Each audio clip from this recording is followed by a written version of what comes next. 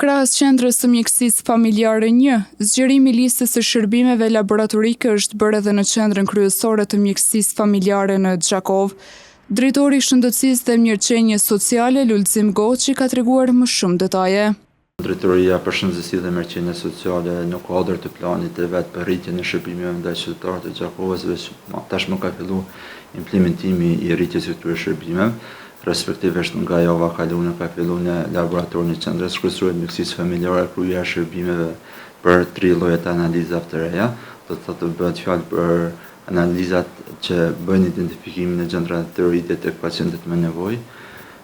Po ashtu domethënë planin afatmesëm pritet që kjo lista shërbimeve të analizave të shtohet edhe më shumë. Domethënë shumë shpejt do të kemi edhe shërbimet e analizave të 2 llojeve të yndyrna që do të mundsohet kryerja e këtyre shërbimeve të pacientët me nevojë.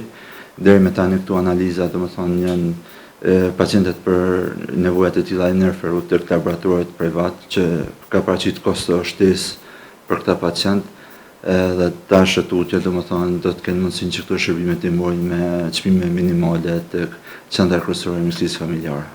Mes tjerash, drejtori i DSHMS tregoi se cilat janë ato kategori që lirohen nga pagesat. Është udhëzimi i bashkëpagesave të cilën e ka nxjerrë Ministria e Shëndetësisë, në të cilën janë të prapanë kategoritë që lirohen nga pagesa këtyre shërbimeve, që janë kategoritë e dala nga lufta, personat që vujnë me diagnoza kancerogjene, kardiologjike dhe të tjera. Zgjerimi i shërbimeve laboratorike në qendrën kryesore të mjekësisë familjare në Gjakov përbën një hap të rëndësishëm drejt përmirësimit të cilësisë së kujdesit shëndetësor për qytetarët.